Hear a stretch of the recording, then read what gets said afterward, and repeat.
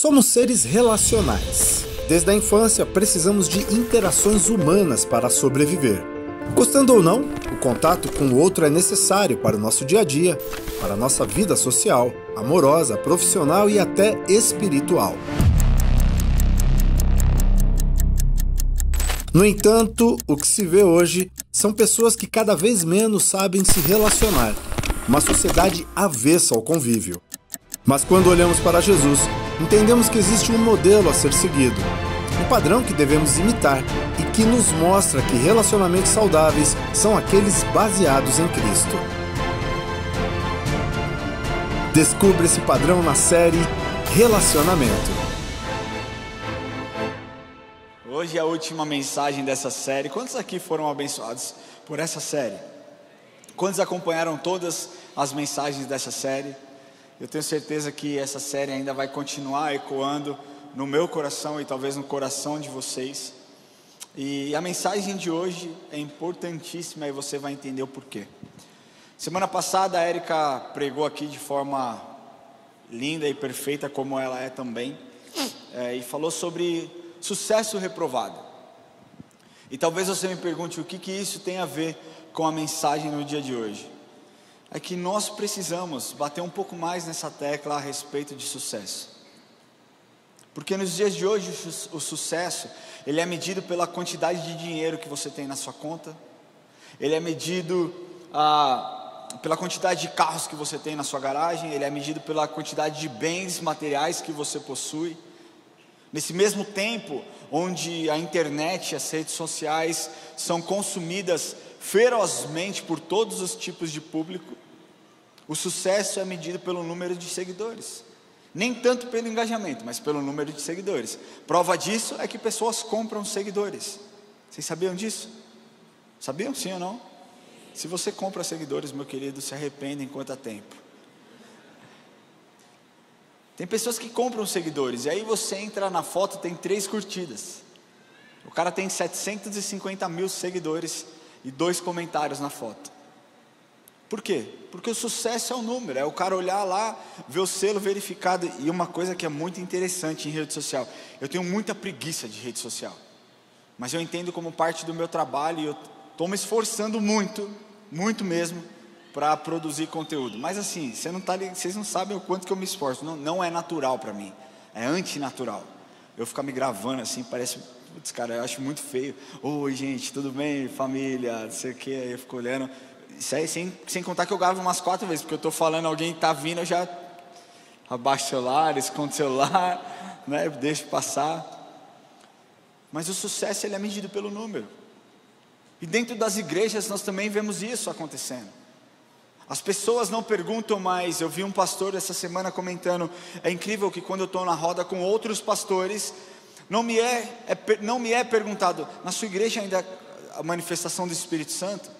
Vocês têm visto cura na sua igreja? Vocês têm visto salvação na sua igreja? Como tem sido o cuidado pastoral com as ovelhas têm frutificado? Como tem sido? Não, ele diz, quando eu me reúno com outros pastores, as únicas coisas que são me perguntadas é: quantos membros a sua igreja tem? Quantos lugares cabe a sua igreja? Quantos cultos você tem? E eu quero te falar uma coisa: existem lugares que recebem 4, 5, 12 mil pessoas e Deus não está naquele lugar. Mas existe aquela igrejinha dentro de uma comunidade com 12 pessoas, que a presença do Senhor é o puro bálsamo. Porque Deus não se apega à quantidade. É lógico que Deus gosta de ajuntamento, é lógico que Deus gosta de pessoas se unidas, mas o que transforma o caráter não é a quantidade de pessoas, é a essência de Cristo sendo ministrada. O sucesso, ele é algo relativo, mas para algumas pessoas se tornou sinônimo de riqueza, de andar com pessoas influentes, de usar roupas de grife. Deixa eu te falar uma coisa: está tudo bem você desejar ter um carro, está tudo bem você desejar ter a sua casa própria, é digno, é legítimo, e você tem que trabalhar para conquistar isso. Mas não necessariamente o fato de você ter bens vai significar que você é uma pessoa de sucesso. Denzel Washington uma vez disse, entre aspas, sucesso, eu não sei o que exatamente isso significa. Eu sou feliz. A definição de sucesso varia de pessoa para pessoa. Para mim, Denzel Washington, sucesso é ter paz interior. O que é sucesso para você? Você já parou para pensar? Que muitas vezes a gente trabalha em busca de um sucesso, e quando esse sucesso vem, quando esse reconhecimento vem, você entende que você continua vazio e triste, e cansado, e oprimido, e sobrecarregado. Denzel Washington aqui basicamente disse o que todos nós acreditamos, que o sucesso é algo pessoal, que você pode ter tudo, e ainda assim se sentir uma pessoa fracassada. Ou então, você pode olhar e não ter nada, e ainda assim se sentir uma pessoa bem-sucedida. O problema é que essa definição humana sobre o sucesso tem feito as pessoas se relacionarem com o intuito errado, tem feito as pessoas se olharem e tratarem pessoas de formas erradas e caminharem para uma direção errada. Há um tempo atrás existia, porque eu não sei mais dessa pessoa, mas eu acho que ela está viva. Existia uma pessoa que eu seguia, que eu me relacionava assim, a gente tinha um pouco de conversa, a gente conversava, era um membro dessa igreja aqui, e ele começou a caminhar para esse lado coach, né, de ficar postando as conquistas materiais, e postava carro e tal, e não sei o que. Eu não gosto muito disso, mas cada um sabe de si, eu não julgo quem faz, eu simplesmente não faço, não acho legal, mas está tudo certo. E aí ele postou algo nos seus stories, ele gravou um vídeo no seu Instagram, no seu story, dizendo: eu acordo 5:30 da manhã todos os dias, e eu tomo um banho gelado, e eu grito, urra! O urra foi brincadeira, ele não falou isso. É só para ver se vocês estavam ligados. Mas ele falou, eu acordo cedo, eu tomo um banho gelado, eu vou fazer exercício, eu volto, eu tomo banho, eu pego a minha filha, eu levo ela para a escola, e eu vou para o meu escritório, onde eu faço minhas reuniões, minhas conexões, os networks, e aí eu faço o briefing, o brainstorming, e foi falando, eu fiquei cansado. Eu falei, caramba, como o cara consegue fazer tudo isso num dia? E por um certo ponto eu estava admirando como ele conseguia gerir o seu tempo, como ele conseguia gerir todas aquelas atividades que ele estava exercendo, e ele foi indo até que ele pisou na maionese. Ele disse assim, meu irmão, no fim do seu vídeo ele falou assim, eu estou aqui para te falar que cada um tem o que merece. Aquilo pegou muito mal no meu coração, porque eu falei, por que um cara desse merece mais? Eu conheço pessoas que são coletoras de lixo, que correm 28 quilômetros todos os dias, limpando as ruas da cidade de São Paulo.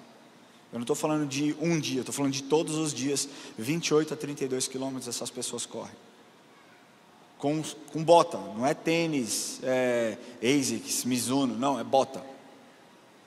Eu falei, por que um cara desse se julga mais merecedor do que um cara que acorda às 4:30 e passa o dia inteiro correndo atrás de um caminhão, jogando lixo para dentro desse caminhão para deixar a cidade limpa, inclusive as besteiras que esse cara faz? Por que esse cara se julga mais importante, mais merecedor do que aquele cara que acorda às 3:30 da manhã, pega 2h30 de condução, vai para o seu trabalho, trabalha o dia inteiro para ganhar um salário mínimo, mais 2h30 para chegar na sua casa, e ainda tem que lidar com as questões, tem que lidar com os problemas do seu filho, tem que cuidar da sua mãe que está enferma? Por que esse cara se acha mais merecedor do que essas pessoas? Do que uma mãe de família que tem que fazer jornada tripla para conseguir trazer sustento e paz para sua casa? Eu falei, isso está muito errado, e eu não me aguentei. Eu não sou de discutir, mas eu não me aguentei, cara, porque para mim pegou, e eu fui falar com ele. Eu falei, cara, deixa eu te falar uma coisa, eu não entendi essa sua frase. Ele falou, não, por que você não entendeu? Eu falei, não, eu não entendi porque moralmente falando está errado, porque como que você acha que você é mais merecedor do que esse tipo de pessoa, dos outros trabalhadores? O que você tem é um favor de Deus sobre a sua vida, você não reconhece isso? Eu falei, e outra, se nós falarmos na parte espiritual também está errado, porque nós aprendemos que aquilo que nós recebemos não é mérito nosso, é dom de Deus. Então a graça de Deus nos é estendida, e por conta da sua graça nós somos salvos. Não é por merecimento, não é porque você é bom, não é porque você é eloquente, é influente, é por causa da graça de Deus. Eu falei, então tanto moralmente quanto espiritualmente você está muito errado. E ele falou, vamos conversar um dia. Eu falei, vamos. Eu estava ansioso por essa conversa, porque eu ia jantar ele. Meu irmão, eu ia jantar ele. E sabe o que ele fez? Ele me bloqueou e saiu da igreja. Uma pena, porque não aguentou a repreensão. Eu não acho que essa foi a causa dele sair da igreja, mas nós não somos uma igreja que pregamos a teologia da prosperidade, ou então qualquer tipo de teologia que não pregue Cristo como centro e nós como pecadores. E ele não aguentou e ele foi embora. Mas refletindo sobre isso, eu vejo que é um discurso de uma sociedade, da sociedade atual. Uma sociedade egoísta, uma sociedade autocentrada, uma sociedade que só pensa em si e define sucesso pelo ganho exacerbado que tem. Igual a esse homem que eu conversei, existem outros milhares e milhões ao redor do mundo. No Brasil é a mesma coisa.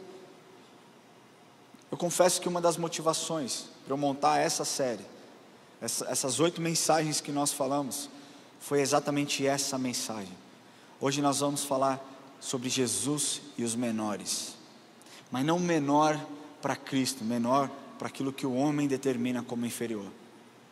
Porque Jesus Cristo, mesmo sendo o maior de todos, Ele não tratou ninguém com diferença. Ele não colocou pessoas em lugares especiais porque eram mais ricas e mais poderosas. Jesus não diminuiu ninguém por conta da sua situação financeira, ou por conta da sua carência e das dificuldades da sua vida.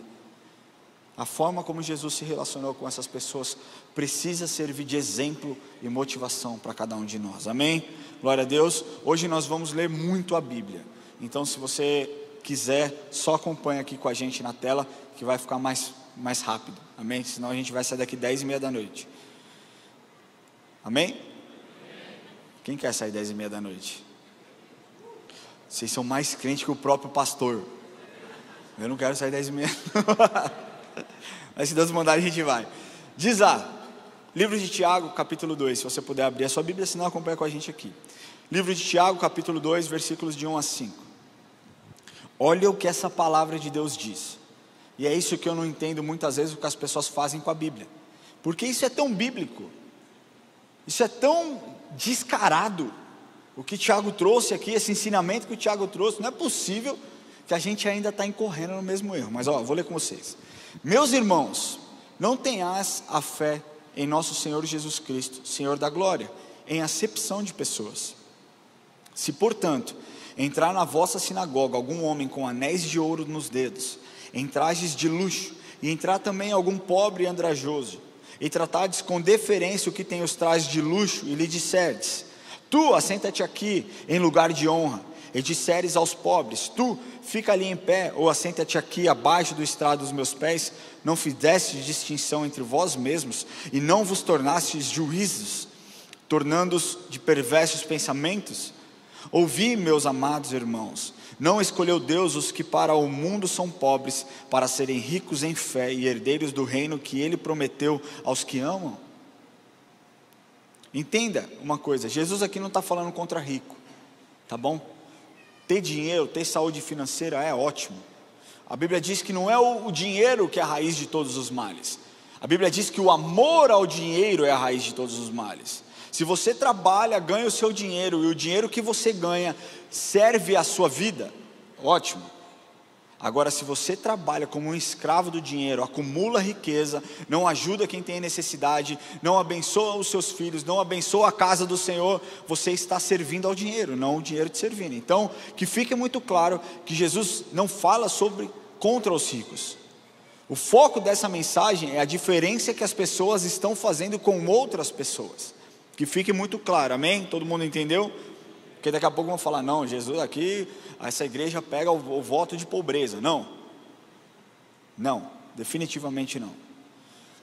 Só que nós precisamos entender que Jesus ensinou para padrões. sobre pessoas e sobre o tratamento com os menores que nós precisamos abordar e replicar do mesmo jeito, amém? O primeiro padrão que Jesus adotou e que você precisa adotar foi que Jesus combateu o tratamento desigual. É muito triste ver pessoas sendo tratadas de forma humilhatória. É muito triste rebaixar as pessoas, tratar de forma desdenhosa, simplesmente por essas pessoas estarem numa posição inferior da sua. É claro que existem os protocolos, e os protocolos precisam ser cumpridos. Eu me relaciono com o Tiago, meu cunhado, eu me relaciono com o Lucas, que é meu amigo, eu me relaciono com o Pedro, que é meu amigo, com o Pedro, meu primo, de uma forma. Obviamente, se eu estiver diante de uma autoridade, de um presidente, eu não vou tratar da mesma forma, existe um protocolo. Boa noite, senhor presidente. Entendeu? Se eu estiver diante de um juiz, boa noite, meritíssimo, excelentíssimo, seja lá como for o tratamento desse tipo de pessoa. Mas não é sobre isso que nós estamos falando, é sobre rebaixar as pessoas, porque essas pessoas podem estar numa posição inferior a nós. E no texto nós podemos ver de forma muito clara que Jesus Cristo condena essa prática. Se portanto entrar na vossa sinagoga algum homem com anéis de ouro nos dedos, em trajes de luxo, e entrar também algum pobre andrajoso, e tratardes com deferência os que têm os trajes de luxo, e lhe disseres: você que tem traje de luxo, você que é rico, você senta aqui, e você que é pobre, você senta do outro lado, vocês estão fazendo diferença e se tornando juízes perversos, tomados de perversos pensamentos. De forma resumida, a base de todo o capítulo 2 dessa carta de Tiago é o primeiro versículo desse capítulo, que diz que nós não devemos favorecer pessoas em detrimento de outra, que nós não devemos degradar uma pessoa em relação a outra por conta de padrões mundanos. E nós podemos observar os padrões mundanos dos dias de hoje e quais padrões mundanos utilizados antigamente. Antigamente, hoje, o principal padrão mundano empregado na sociedade é a posse ou não de dinheiro. Antigamente as pessoas faziam casamentos casados, não é verdade? Casamentos escolhidos, arranjados. Então o rico casava com o rico, o pobre casava com o pobre. E se a mulher rica quisesse casar com um homem pobre, o pai ficava muito bravo, ela tinha que fugir. Aqui, vocês assistiram novela, né? De uma emissora, que eu não posso falar o nome. Antes era bom. Nós podemos ver ao longo da história isso acontecendo.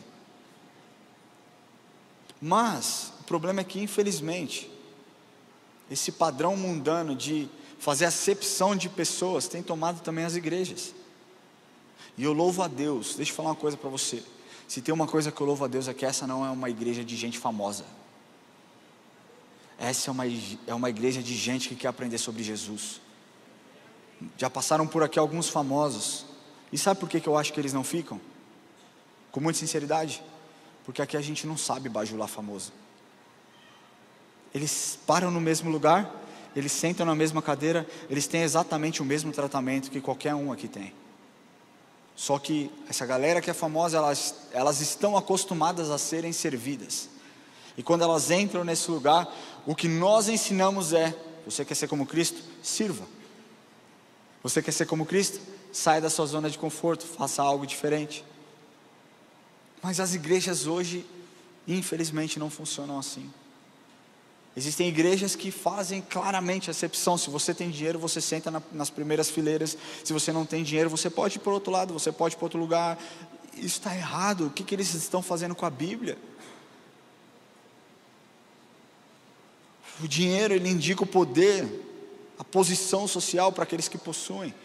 Mas eu quero te falar que Deus nunca escolheu homens e mulheres mediante algum padrão mundano. Qualquer um que seja, mesmo dinheiro. Agora, você já parou para pensar, e não sei se você já reparou, que a grande maioria das pessoas que servem são pessoas mais humildes? Você já parou para reparar isso? Você já parou e reparou isso? Sim ou não? Alguém já? Levanta a mão, quem já? A maioria das pessoas que estão na casa do Senhor servindo são pessoas que talvez vieram de um ambiente, de um lar um pouco mais humilde. Talvez porque as pessoas que têm um poder de aquisição maior, um poder de ver dinheiro melhor, elas tenham mais opções para viajar, para curtir as suas vidas, ou então simplesmente porque não sabe como é servir. Eu quero contar um testemunho para vocês. Antes de eu mudar para os Estados Unidos, eu era muito servido aqui na igreja, porque eu não era quem eu sou hoje, mas eu era o marido da Érica. A igreja era menor, então as pessoas chegavam até mim e elas: você quer alguma coisa? E eu adorava ser servida. Eu gostava de ser servido, eu gostava que as pessoas vinham falar comigo.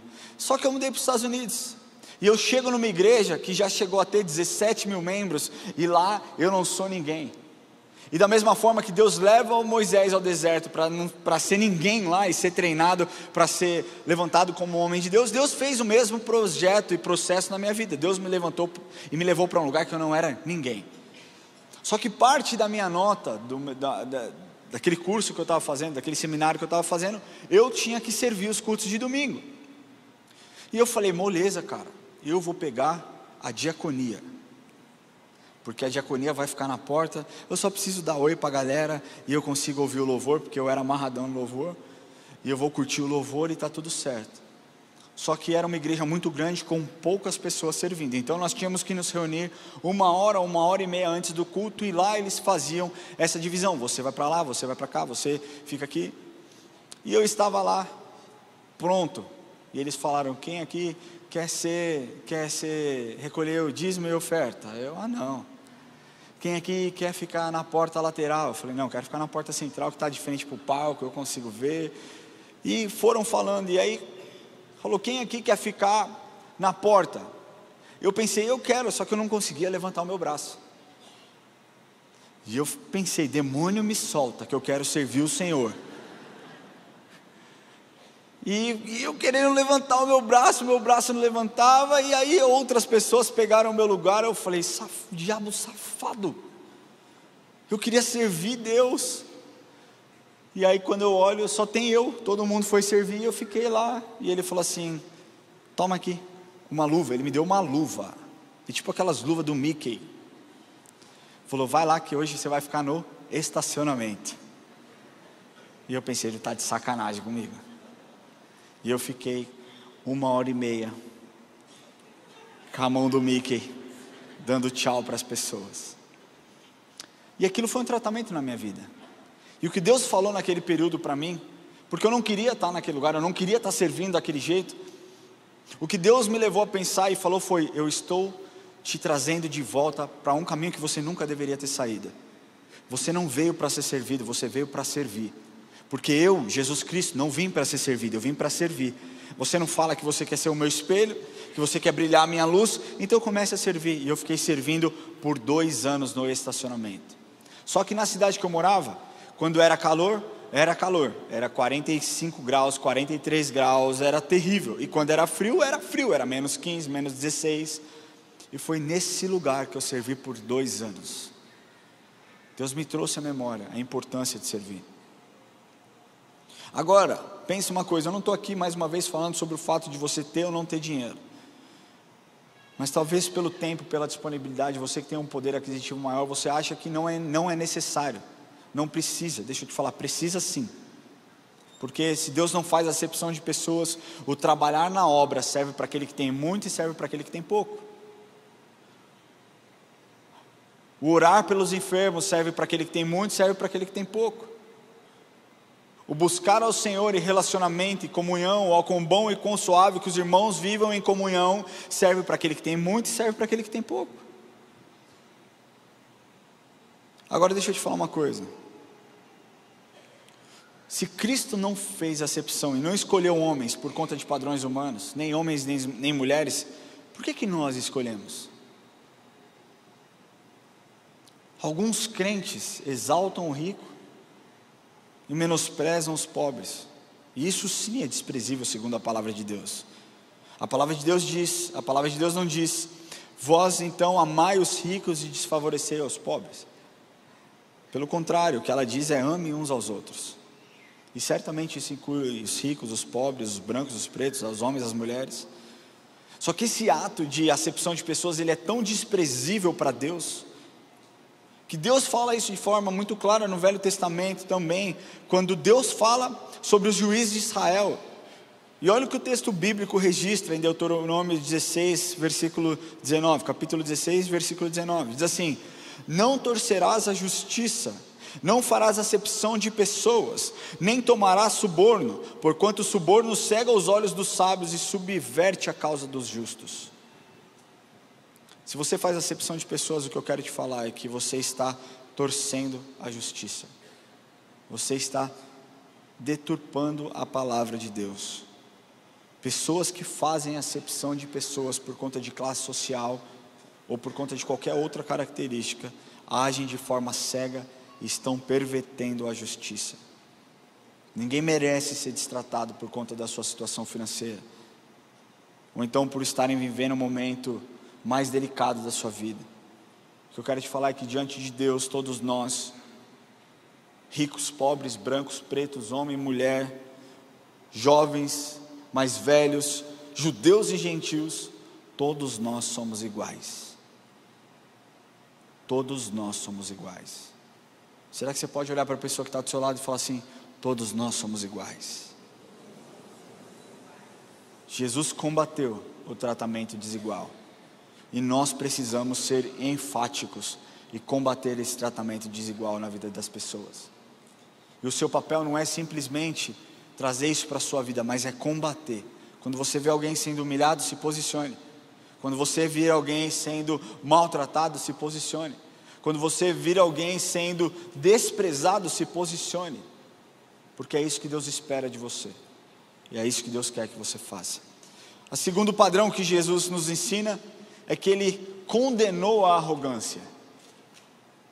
A arrogância é algo horrível, completamente prejudicial para o ser humano. E o dicionário define a arrogância como quem se comporta com superioridade ou então ostenta suas próprias qualidades. Quem é que gosta de se relacionar com gente arrogante? Quem é que gosta de se relacionar com gente soberba, com gente altiva? Existe alguém aqui? Não? Agora, será que você não é uma dessas pessoas? Será que você não é o arrogante? Será que você não é o soberbo? Será que você não é aquela pessoa altiva? No fim da década de 80, um psicólogo chamado James Reason, ele quis entender o raciocínio falho por trás dos acidentes de trânsito na Inglaterra. Então ele foi às ruas, aos supermercados, aos shoppings ao redor de Manchester, lá na Inglaterra, e ele pediu a um total de 520 pessoas que estimassem o número de vezes que elas teriam cometido infrações de trânsito. E o número foi assustador, muito assustador. Infrações de tudo quanto é tipo, desde conversões proibidas, passar no farol vermelho, fazer coisas que as leis da época não permitiam que essas pessoas faziam. Foi realmente assustador o resultado. Só que além disso, além de listar as suas infrações, o que esse psicólogo pediu é que essas pessoas avaliassem as suas habilidades na condução do carro, em comparação com os outros. Ou seja, você se acha melhor ou pior dirigindo? Me fala aqui. Dos 520 motoristas, apenas 5 responderam que se consideravam piores do que a média. Ou seja, menos de 1%. Quem aqui acha que dirige melhor do que a média? Só eu? Prazer. Ayrton Senna. Ayrton Senna Vilar. Quem aqui se considera que acha que dirige melhor do que a maioria? Levanta a mão aí, não precisa ter medo. Tá vendo? Se nós aplicássemos essa pesquisa, todos nós levantaríamos a mão. Primeiro porque o padrão que nós temos de direção é horrível. Domingo devia ser proibido quem não vai para a igreja sair na rua. Quem concorda comigo? Ramon para presidente. É terrível, gente. Eu acho que o diabo, que manipula as pessoas, ele fala: todo mundo que dirige mal vai para a rua domingo de manhã e causa. Vamos tirar a paz dos crentes, porque não é possível, cara. Numa via de 40, a pessoa anda 15. Como pode? Se eu andar do lado do carro dela, eu ando mais rápido. Porque os padrões que nós temos são padrões ruins. E aí a gente olha e a gente pensa que a gente é muito melhor do que aquelas pessoas. Então 1%, 5 pessoas disseram que se consideravam piores. A maioria disse ali que talvez se considerava tão boa quanto as pessoas, mas a massa disse que se considerava, não era pouco melhor, mas muito melhor do que o resto. Agora, 3 décadas depois, presta atenção, eu estou falando que essa pesquisa foi realizada no fim dos anos 80, nós estamos falando que em meados de 2010 para frente, psicólogos documentaram níveis de confiança igualmente ilusórios para vários atributos e habilidades diferentes. O que eles disseram é que nós temos a tendência de pensar que nós somos mais inteligentes, de pensar que nós somos mais criativos, de pensar que nós somos mais atléticos, mais confiáveis, mais leais, mais silenciosos, mais honestos, mais amigáveis, e que a maioria das pessoas pensam dessa forma. E eles deram um nome para esse fenômeno que se chama efeito melhor do que a média.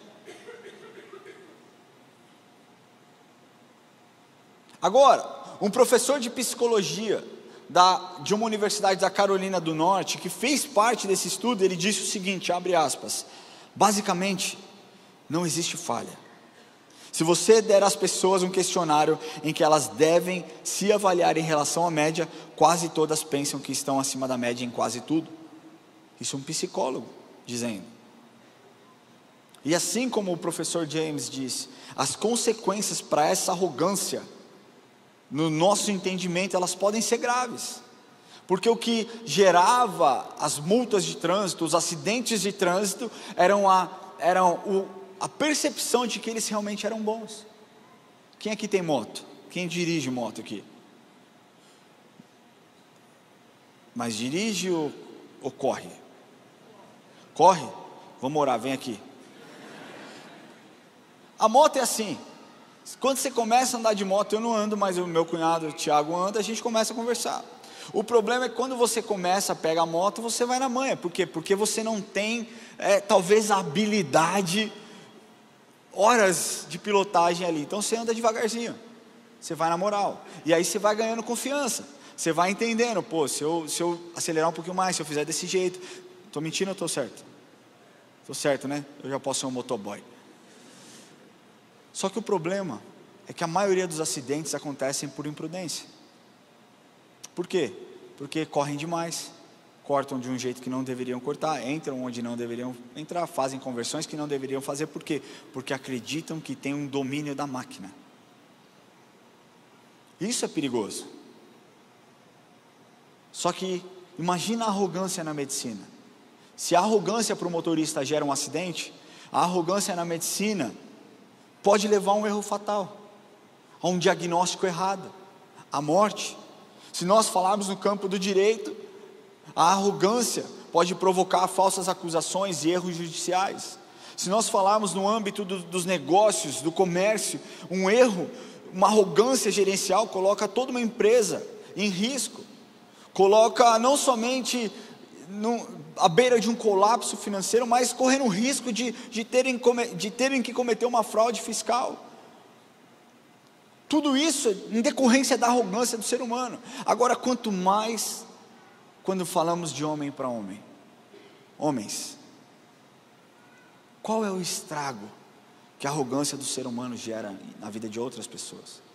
A gente não tem estudos que mostram isso. Eu gostaria muito de ler estudos e pesquisas que retratam isso, mas a Bíblia faz inúmeras advertências quanto à arrogância.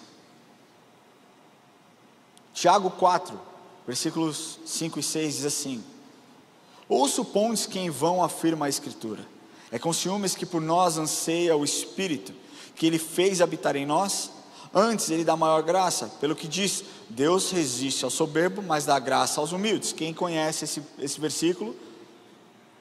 Gente, quem conhece esse versículo? Deus resiste, graças a Deus. Quando nós lemos o capítulo 4 do livro de Tiago, nós vemos que ele dirige a sua carta, esse versículo, contra a conduta errada das pessoas. Tiago está endereçando ali, falando sobre as causas do mundo que tem gerado, problemas inimagináveis. Ele fala sobre os desejos, sobre a inveja, e aí no versículo 3, a partir do versículo 3, ele começa a falar sobre as consequências desse pensamento mundano. A verdade é que se nós pararmos para pensar sobre pessoas arrogantes na Bíblia, nós temos um grupo de pessoas que vem à nossa mente. Quem? Pensa, quem na Bíblia soava mais arrogante? Fariseus. Quem falou fariseus? Parabéns, o Diego vai te pagar a coxinha hoje. Os fariseus eram um grupo de pessoas extremamente arrogantes. Eles eram um partido religioso de judeus radicais, conservadores. Os seus integrantes se orgulhavam por se acharem melhores, cumpridores das leis, das tradições. Em diversas ocasiões, Jesus lutou contra essa arrogância desse povo, contra essa arrogância dessas pessoas, desse grupo de pessoas, e dedicou uma parábola para essas pessoas. Eu quero ler com vocês, está lá em Lucas, capítulo 18, de 9 a 14. Diz assim, pode acompanhar aqui, para você não precisar abrir sua Bíblia. Propôs também essa parábola a alguns que confiavam em si mesmo, por se considerarem justos, e desprezavam os outros. 2 homens subiram ao templo com o propósito de orar, um fariseu e o outro publicano. O fariseu, posto em pé, orava de si para si mesmo, olha isso, orava de si para si mesmo, dessa forma: ó Deus, graças te dou, porque não sou como os demais homens, roubadores, injustos e adúlteros, nem ainda como estes publicanos. Jejuo 2 vezes por semana, e dou o dízimo de tudo quanto ganho. O publicano, estando em pé, longe, não ousava nem levantar os olhos para o céu, mas batia no peito, dizendo: ó Deus, se propício a mim, pecador. Digo-vos, pois, que este desceu justificado para a sua casa, e não aquele, porque todo o que se exalta será humilhado, mas todo o que se humilha será exaltado. Jesus tem muitas questões com pessoas arrogantes, com pessoas altivas, porque ele não era assim. Se nós fomos criados à sua imagem e semelhança, nós também não precisamos ser assim. Embora detentor de todo o poder, de toda a autoridade que Jesus tinha, de todo o conhecimento, ele sempre agiu de forma humilde, de forma compassiva para com aqueles que sofriam. Sabe que hoje em dia é muito comum nós vemos nas redes sociais, ou então numa roda de conversa, pessoas se orgulhando: olha só o quão bom eu sou, olha os bens que eu tenho, olha o império que eu construí, olha a minha empresa, olha o que eu faço, olha isso, olha aquilo, olha eu dou o dízimo. Deixa eu te falar uma coisa, quem é bom de verdade, aos olhos de Cristo, entende quem nós somos perante Ele, não precisa se mostrar e nem ficar se exaltando. Existem pessoas aqui dentro dessa igreja que são milionárias, mas ninguém sabe quem é. Existem pessoas aqui dentro dessa igreja que tem avião, mas ninguém sabe quem é. Sabe por quê? Porque sentam no mesmo lugar que vocês. E isso é lindo, porque entendeu que sem Deus nós não somos nada, que toda dádiva, todo dom perfeito, todo bem, tudo aquilo que nós possuímos, todas as riquezas, vem do Pai Celestial.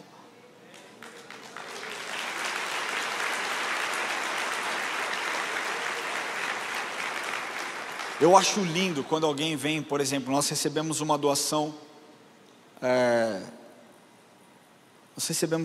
no fim do ano passado, e foi uma doação assim, cara, muito abençoada para nós, e a pessoa disse: eu só quero anonimato, eu não quero que vocês falem que fui eu que dei, eu não quero que vocês citem, é lógico, a gente é muito discreto e a gente jamais falaria, mas eu reparo isso, que pessoas sérias não querem o aplauso dos homens. Não são como aqueles fariseus que colocavam suas moedinhas para fazer o barulho. Elas doam quieto e entenderam o princípio que a sua mão direita der, que a sua esquerda não saiba.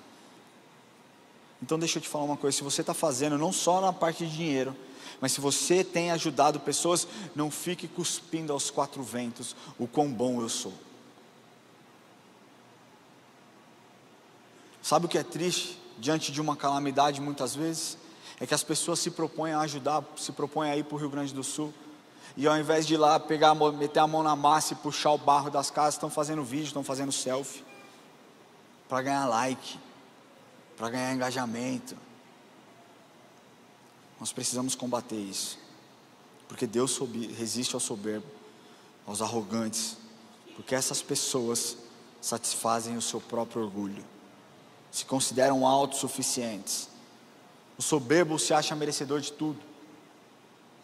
Então, onde existe o orgulho, não existe espaço para a graça de Deus ser ministrada naquela pessoa.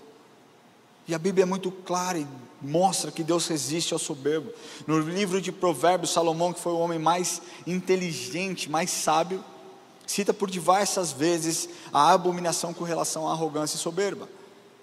Ele diz, Provérbios 13:10, da soberba só resulta a contenda, mas com os que se aconselham se acham sabedoria. Provérbios 16:5, abominável é ao Senhor todo arrogante de coração, é evidente que não ficará impune. Provérbios 16:18, a soberba precede a ruína, e a altivez do espírito a queda. Provérbios 29:23, a soberba do homem o abaterá, mas o humilde de espírito obterá honra. Olha como Deus dispõe de muito tempo falando a respeito de uma conduta errada. Só que por outro lado, ele diz, se eu resisto ao soberbo, eu dou graça aos humildes. Porque diferente dos soberbos, os humildes entendem que são totalmente dependentes de Deus e são gratos pela graça derramada nas suas vidas. 1 Pedro 5,5 diz assim, rogo-te igualmente aos jovens, sede submisso aos que são mais velhos, outros sim, no trato uns para com os outros, cingi-vos de toda a humildade, porque Deus resiste ao soberbo, contudo, aos humildes concede a sua graça. E desde o Velho Testamento nós podemos ver o quão poderosa é a humildade, é o espírito humilde, e ela está demonstrada nas Escrituras. Eu quero ler com você, porque no Novo Testamento Deus também despende de um tempo, Jesus também despende de um tempo ensinando a respeito da humildade. Mateus 23:12, quem a si mesmo se exalta será humilhado, e a quem a si mesmo se humilhar será exaltado. Lucas 14:11, pois todo o que se exalta será humilhado, e o que se humilha será exaltado. Lucas 18:14, nós já lemos, mas eu vou ler de novo. Digo-vos, pois, que esse desceu justificado para a sua casa, e não aquele, porque todo o que se exalta será humilhado, mas o que se humilha será exaltado. Agora, você acha mesmo que depois de Jesus falar tanto a respeito disso, ter um espírito humilde, ser uma pessoa humilde, não é fundamental para que você tenha uma vida com Deus? É indispensável, não é fundamental, é indispensável. Se você quer ser um bom filho do Senhor, se você quer ser o Cristo aqui na terra, você precisa ter um espírito humilde. E esse é o ponto para nós, porque Jesus espera muito mais de nós. Jesus espera muito mais de você. Não adianta somente ter um discurso humilde, é necessário ter uma postura humilde, ter uma atitude humilde. Ou você acha mesmo que Jesus viria aqui falar com o rapaz do estacionamento, xingando ele, maltratando ele? Ah, Ramon, mas isso acontece? Acontece.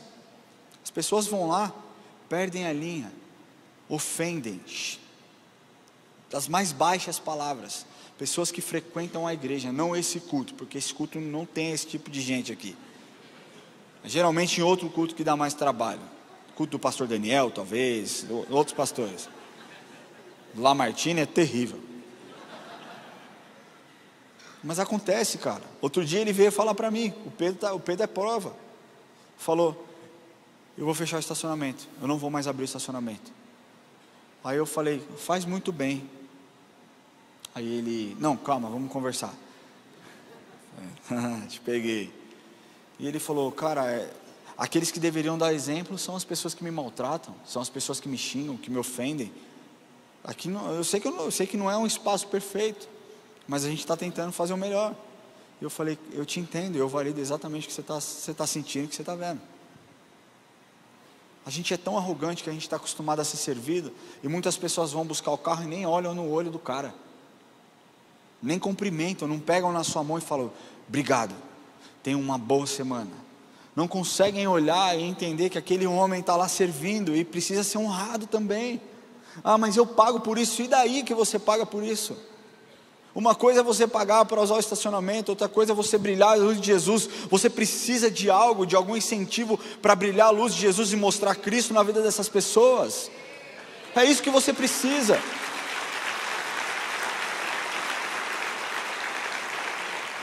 Quando for buscar o seu carro lá hoje, cara, dá um abraço no cara. Homem, mulher não. Dá um abraço, fala, obrigado, irmão. Que você tenha um dia abençoado, que a sua semana seja incrível em nome de Jesus.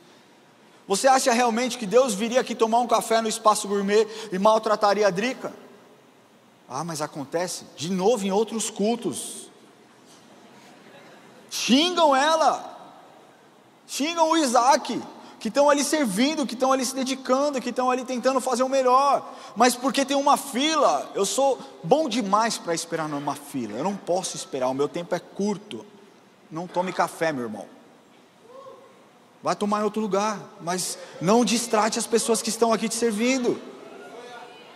Ai não, mas o Kids, quantas pessoas saem daqui, passam lá e vão cumprimentar a professora do Kids? Você já fez isso? Vai lá, simplesmente entrega a sua etiqueta, fala, dá meu filho, tchau, boa noite e vai embora. Quantas vezes você parou para conversar e perguntar, você está bem? Você está precisando de alguma coisa? Posso te dar um abraço? Mas não, ela me serve. Não tem nenhum funcionário seu aqui. Mesmo que fosse seu funcionário, dignidade precisa ser demonstrada nesse lugar.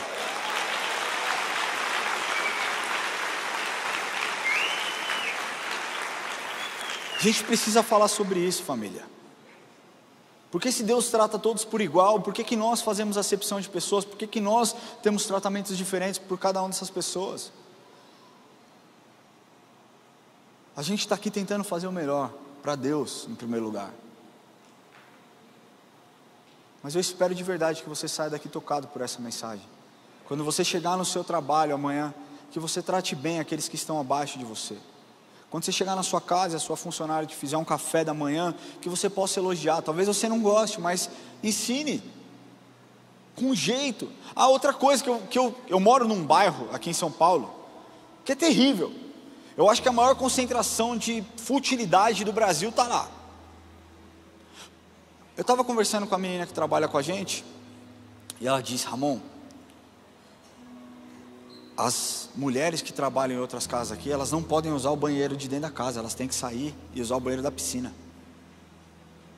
Elas não podem comer a comida que é feita aqui, elas não podem comer um pedaço de bolo se tiver bolo, elas não podem mexer em nada. Elas são tratadas com desprezo, Gente, que isso, cara? Talvez você não tenha condição de alimentar mais uma boca, talvez o seu orçamento seja apertado, mas dê um mínimo de dignidade e respeito. Se você fez um bolo, dá um pedaço de bolo. Se você compra um refrigerante, compra uma garrafa de 2 litros e deixa na geladeira para ela também tomar, cara.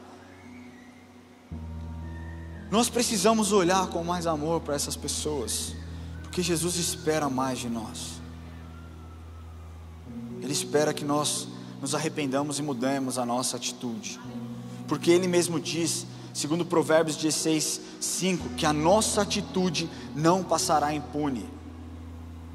Se coloque no seu lugar e seja humilde perante os homens e perante Deus. E esse último ponto, que eu vou falar rapidamente, o padrão que Jesus adotou é que Ele amou os menores. Ele amou os desprovidos, Ele amou os desfavorecidos, Ele teve graça, Ele teve compaixão com aqueles que o mundo dizia ser menores. Quando o John era pequenininho, a Bia cantava uma musiquinha para ele.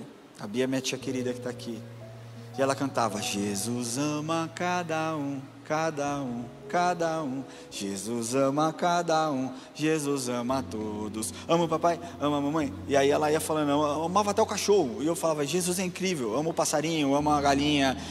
E cara, Jesus, Ele ama todo mundo. E quando nós falamos sobre os menores, nós estamos falando de pessoas que perante os homens estão vivendo em uma situação talvez de inferioridade, mas não perante Deus.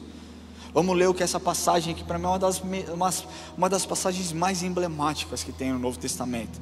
Mateus 25, 35 a 40, ele diz assim: porque tive fome e me deste de comer, tive sede e me deste de beber, era forasteiro e me hospedastes, estava nu e me vestiste, enfermo e me visitastes, preso e foste me ver. Então perguntarão os justos, presta atenção nisso, então perguntarão os justos: Senhor, quando foi que te vimos com fome e te demos de comer? Ou quando te vimos com sede e te demos de beber? E quando te vimos forasteiros e te hospedamos? Ou quando te vimos nu e te vestimos? E quando te vimos enfermo ou preso e fomos te visitar?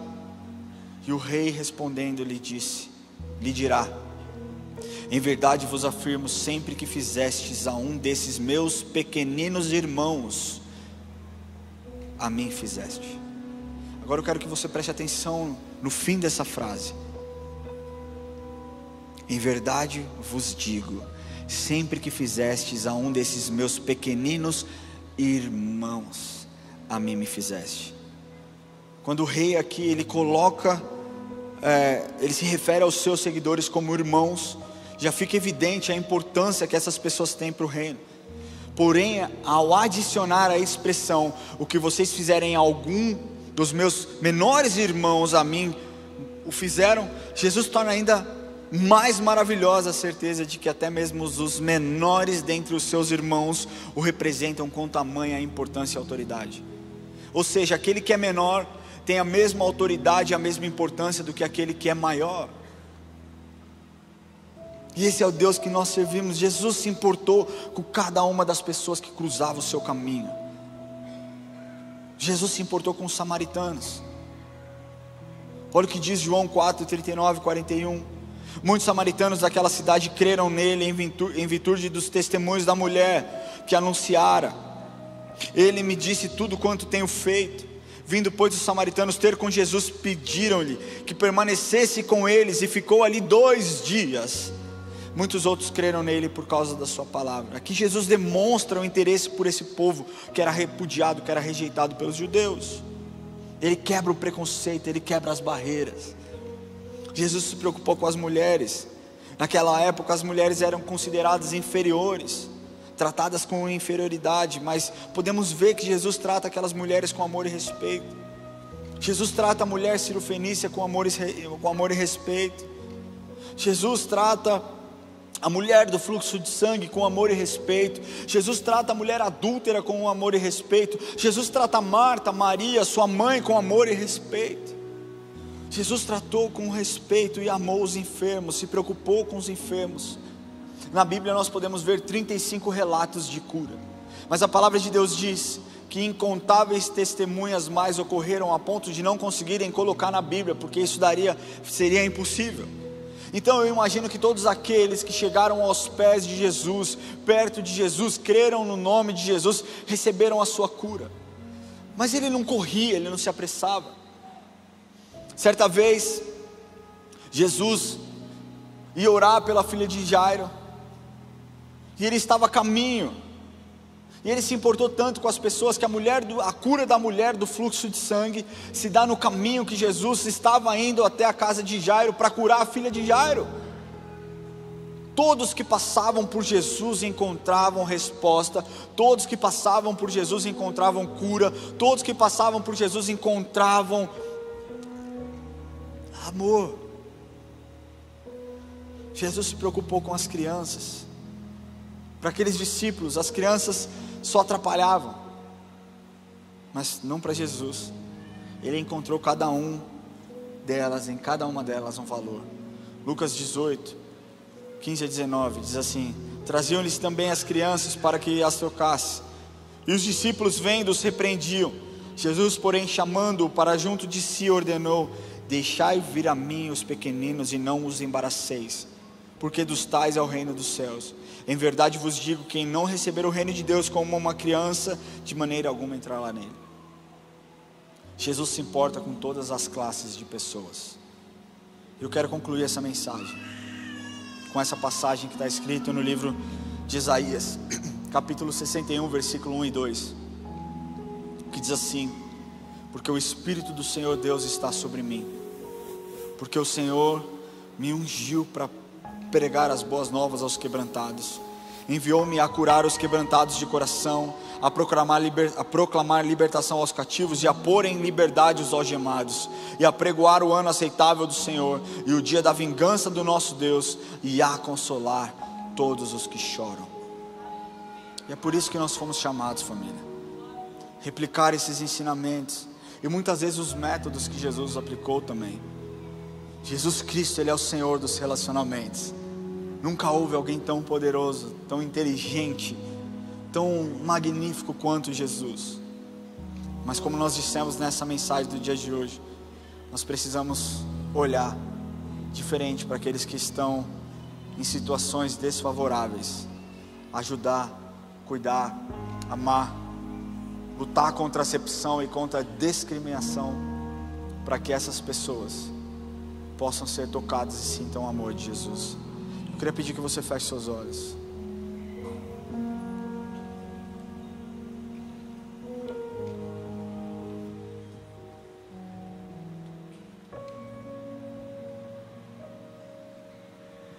Primeiro eu queria falar com você que entrou aqui hoje pela primeira vez, ou então não é a sua primeira vez, mas você hoje teve um entendimento daquilo que Jesus é, de quem Jesus é. Jesus é aquele que luta contra as desigualdades, Jesus é aquele que luta contra a opressão, Jesus é aquele que luta contra, os espíritos do mundo.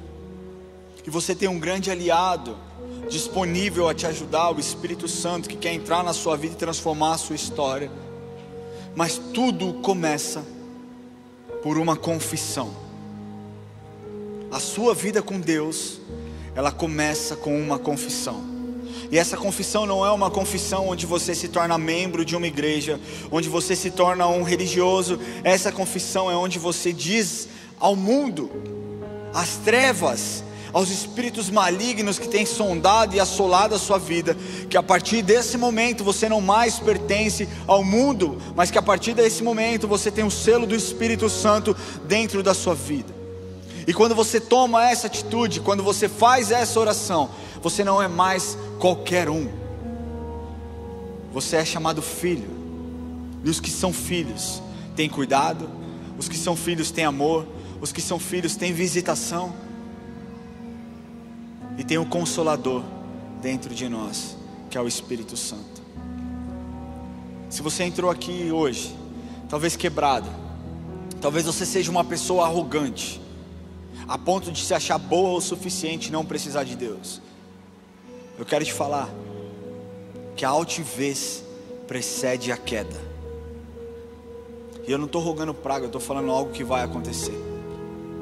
O tombo vai ser tão grande, mas tão grande, e vai doer na sua alma. E quando você achar que não existe mais ninguém que possa te socorrer, Jesus Cristo, Ele não vai estender a mão para tirar você do poço, mas Ele vai entrar no poço com você, para te resgatar. Talvez você esteja tão machucado por humilhações que você tenha sofrido, mas hoje eu quero declarar também que é um dia de cura na sua alma. Mas para que tudo isso se inicie, necessariamente você precisa entregar o seu coração para Jesus. A palavra de Deus diz: eu sou o caminho, a verdade e a vida, e ninguém vem ao Pai senão por mim. Existe um caminho, e esse caminho se chama Jesus. Então quero te dar a oportunidade. A igreja está de olhos fechados, você não precisa se preocupar, porque todos nós um dia estivemos aí nesse lugar, levantamos as nossas mãos e tivemos a nossa vida transformada. Se você está aqui nesse lugar, nessa noite, hoje, e deseja entregar o seu coração para Jesus, e você, para que Ele saiba que a partir de agora você deseja que Ele habite em você, e que você tenha a vida eterna ao lado dEle, mas que na sua vida hoje você tenha os auxílios que você precisa, eu quero pedir que você levante a sua mão se você deseja entregar o seu coração para Jesus hoje. Onde você estiver, levante a sua mão bem alto para que eu possa te ver, por favor.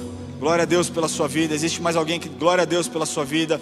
Existe mais alguém, glória a Deus pela sua vida? Eu te vejo aí atrás. Existe mais alguém que deseja entregar o coração para Jesus? Fique com a sua mão levantada. Se você puder se colocar em pé, nós vamos orar com você agora em nome de Jesus.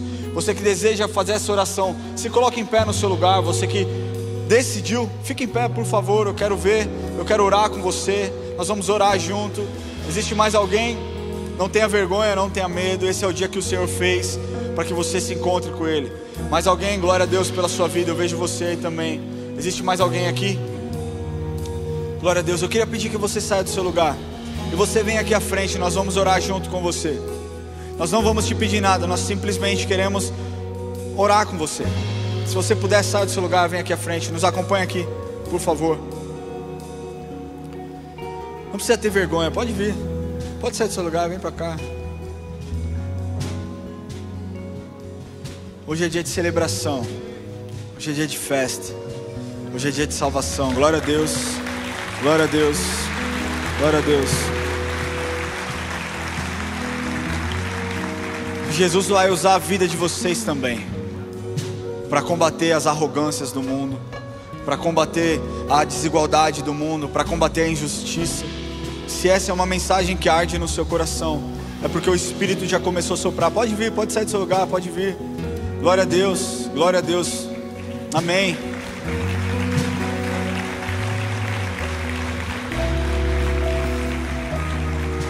Glória a Deus.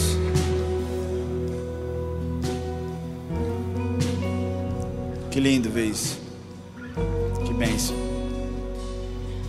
Queria pedir que você coloque a mão no seu coração. E que você ore assim comigo. Se você está nos assistindo online e deseja fazer essa oração também, repita comigo essa oração. Diga assim: Senhor Jesus, hoje eu entrego a minha vida em tuas mãos. Eu confesso os meus pecados. Eu sei que eu sou pecador, mas eu sei que o Senhor é bom. Obrigado pela sua salvação. Obrigado pelo seu amor. E obrigado por me escolher. Escreva o meu nome no livro da vida. Me ajuda, Espírito Santo. Em nome de Jesus. Amém. Glória a Deus. Glória a Deus. Você sabe que não foram vocês que escolheram a Deus. A palavra de Deus diz que Ele chegou a vocês primeiro. O que Ele estava esperando é simplesmente uma abertura, onde vocês disseram hoje para Ele: é isso mesmo? Eu não tenho nada para te oferecer. Eu tenho esse coração podrão aqui, cheio de mágoa, cheio de feridas, cheio de histórias ruins. E o que Jesus diz para cada um de vocês é: tá tudo certo. Eu te aceito exatamente desse jeito, e eu vou virar sua vida de cabeça para baixo, porque a partir de hoje vocês não estão mais sozinhos. Vocês estão acompanhados da melhor pessoa que já existiu nesse mundo e que existe ainda, porque a diferença é que nós servimos a um Deus vivo, não um Deus derrotado. É um Deus poderoso que vive, reina e reinará para sempre, em nome de Jesus. Amém, glória a Deus. Quantos de vocês vieram pela apresentação dos bebês aqui? Ninguém? Só você? Então, pastor, a gente libera a galera, depois a gente pega com ele. Eu queria que vocês seguissem a equipe de consolidação. Nós não somos uma igreja que pedimos, nós somos uma igreja que gostamos de abençoar. Nós queremos conhecer vocês, nos conectar com vocês, saber como nós podemos servi-los com amor e cuidado. Se você puder seguir o pastor Rubem e a equipe de consolidação, eu ficaria muito feliz e muito grato, amém? Só seguir para esse lado aqui. Fica tranquilo, ninguém vai pedir nada. É simplesmente um contato, como que nós podemos servi-los como igreja. Eu queria pedir que a igreja fique em pé. E eu queria falar com você. Você que talvez tenha entrado aqui e esteja tendo atitudes arrogantes, soberbas.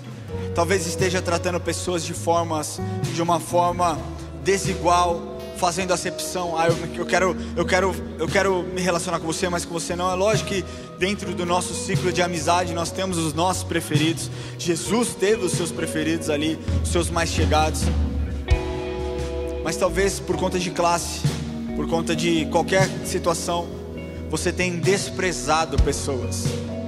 E esse é o tempo do Senhor tocar no seu coração, ministrar sobre a sua vida, para que você abra os seus olhos. E essa ministração vai no seu lugar. onde você estiver, que você feche os seus olhos e fale com Jesus, ou talvez pela sua atitude altiva, ou então talvez pelas feridas que você tem carregado e deseja que o Senhor cicatrize.